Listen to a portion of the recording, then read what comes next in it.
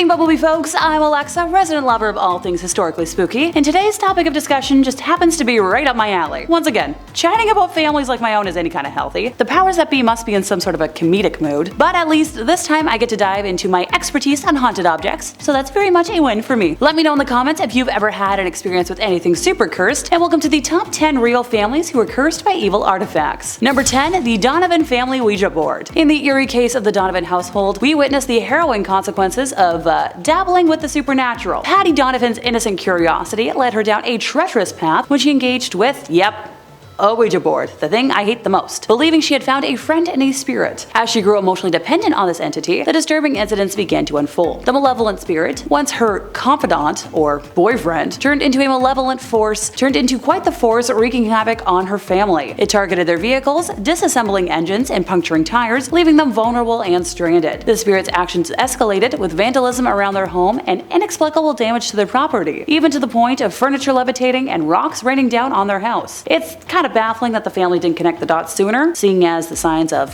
chaos became increasingly apparent and obvious. Her dad, Ted Donovan's desperation led him to seek help from our favorite paranormal investigators, Ed and Lorraine Warren. Upon their arrival, they sensed a pervasive malevolence within the home, and the family's history with the Ouija board was finally revealed. The Warrens, realizing the gravity of the situation, initiated the process for an exorcism, which took a painfully long month to be granted. In the meantime, the entire family endured more torment and destruction at the hands of the malevolent entities. Finally, on May 2nd, the exorcism took place, liberating the family from their demonic ordeal. However, they were left with a substantial financial burden due to the extensive damages inflicted upon their home. Let this be a lesson to you all. Please, please, please, leave Ouija boards alone. Please. Number 9, the Woodruff family. So this incident happened in St. Francisville, Louisiana, and in a home built in 1796 by General David Bradford on top of a former burial ground, so brace yourselves! Our story begins with a newly married couple, Mr. and Mrs. Clark Woodruff. Mr. Woodruff was a cruel and harmful man and owned numerous slaves, which was the icky norm at the time, and one in particular that he liked to punish went by the name of Chloe. Now, Chloe tried to protect herself from the wrongful punishments by listening in on the Woodruff's conversations and modifying her behavior, which, hey, that's brilliant. Sadly though, one day after being caught eavesdropping, Clark had one of Chloe's ears cut off. The painful experience would stay with Chloe and inspire her to make plans for revenge. On the 9th birthday of the Woodruff's daughter, Chloe placed poisonous oleander leaves into the cake, intending to only get the family sick so she could nurse them back to health and, earn a favor with the family. Tragically, the dose was lethal, and it ended up killing the missus and the offspring. Now, while Chloe was punished fatally by the other slaves and her ghost haunts the home, the mirror in the front hall is cursed and has the spirits of Sarah and her 2 descendants trapped inside of it. People who look into the mirror ever since have reported feeling a sense of dread that stays with them past their visit, experiencing horrid thoughts and more. Look, I'm on team smash the thing, even though I know that would technically make the world worse. So maybe just stick it in a closet somewhere, because it's just messing with every other family. Number 8, Annabelle. Am I biased because Annabelle has always been my favorite demonic artifact? Absolutely I am. Donna and Angie were student nurses and good friends who decided to room together while in school. And for Donna's 28th birthday, her mom had gifted her a very large Raggedy Ann doll, something she was thrilled about. Hey, personally, I'd react the same way. Let the record know that I'm always down to accept gifts of dolls or plushies. Soon after adopting the precious doll though, Donna started to notice some weird behavior. She would leave Annabelle on her bed every morning behind her locked bedroom door, seeing her the same way with her arms and legs crossed, and would come home at night to Annabelle having moved rooms and in positions that weren't possible. She's described a few instances of the doll kneeling, and speaking from experience, stuffed dolls can't kneel without falling for more than a few seconds. Donna and Angie then started finding notes left throughout the apartment, written on parchment paper in red pen, 2 things they didn't own. When Donna's boyfriend Lou started criticizing the doll, unexplainable handprints and scratches began appearing on his body. And that's when the girls made the decision to call the priest, who then brought in Ed and Lorraine Warren. They were able to calm down the entity enough to remove it from the home and transport her to the museum, where she resides to this day, but not without a couple of chaos events over the years. Number 7, Robert the Evil Doll. Hey, for starters, this doll only looks vaguely human. His nub of a nose looks like a pair of pinholes, and he's covered in brown little nicks, like scars. His eyes are beady and black, and combined with his malevolent smirk, it's terrifying to look at. Clasped in his lap, he's holding his own toy, a dog with disproportionate eyes and a too big tongue falling out of its mouth. The doll originally belonged to Robert Eugene Otto, an artist described as, eccentric. Neighbors of Robert used to hear him having a conversation with the doll, and this continued into his adult years. He brought it everywhere, and talked about it in the first person as if it weren't a doll, which I know, might sound kinda batty, but it's the best way to deal with cursed objects. Trust me, I'm talking from experience. The doll remained stored in the Otto family home until Robert passed away in 1974. After his death, a couple bought the house, and their 8-year-old found the doll in the attic. The young girl often claimed that the doll was trying to kill her, and it's now on display in a museum in Key West and is still believed to curse people. His last caretaker before the museum experienced him disappear and reappear as he pleased, along with hearing footsteps and giggling in the attic. Some claimed Robert's expression changed when anybody badmouthed Otto in his presence. Oh, and he's been responsible for a few car crashes, some divorces, and broken bones. So, good Robert, good doll, please. I don't need to be cursed. My life's crazy enough as it is. Number 6, another Ouija board incident. The story of Mark and his family's eerie encounter with a cursed Ouija board infested home in Australia is nothing short of a supernatural roller coaster. At first, subtle signs emerged, like their dog's reluctance to enter the house, which was dismissed as, a mere adjustment to the new environment. But things quickly escalated. Mysterious flooding in the laundry room, shattered light bulbs, and an overwhelming sense of unease in certain areas of the house signaled something far more sinister. The disembodied laughter, shuffling feet, and phantom voices only intensified their torment. Even visiting relatives experienced the unnerving phenomena firsthand. What's truly chilling is the revelation about the previous renter's involvement in seances and a messy divorce, possibly leaving behind a trail of spiritual chaos.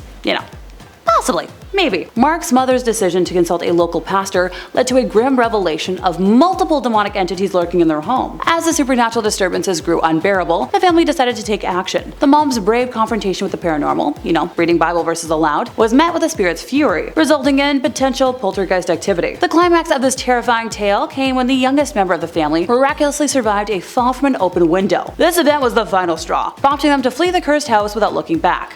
Once again, not to sound like a broken record, leave Ouija boards alone.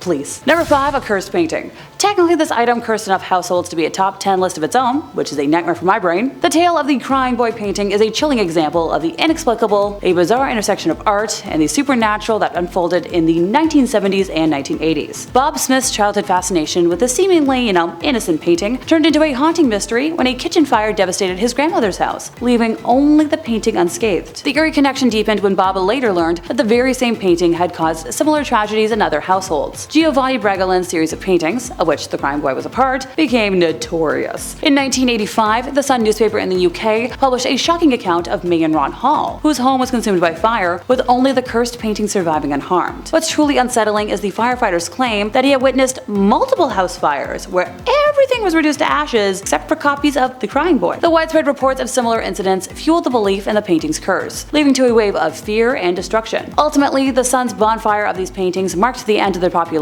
but a few copies still linger, carrying with them the ominous aura of the inexplicable. So, if you have one, burn it. Number 4, a Conjuring Book. In this perplexing case, the Foster family found themselves entangled with quite the evil artifact. Yep, a book to conjure evil things that, if you haven't guessed it already, brought malevolent forces into their home. The eerie events began when Lorraine Warren received a mysterious call from a Mrs. Sandy Foster in the middle of the night, only to have the phone connection mysteriously severed. The following day, Lorraine visited the Fosters and learned of the disturbing occurrences plaguing their household.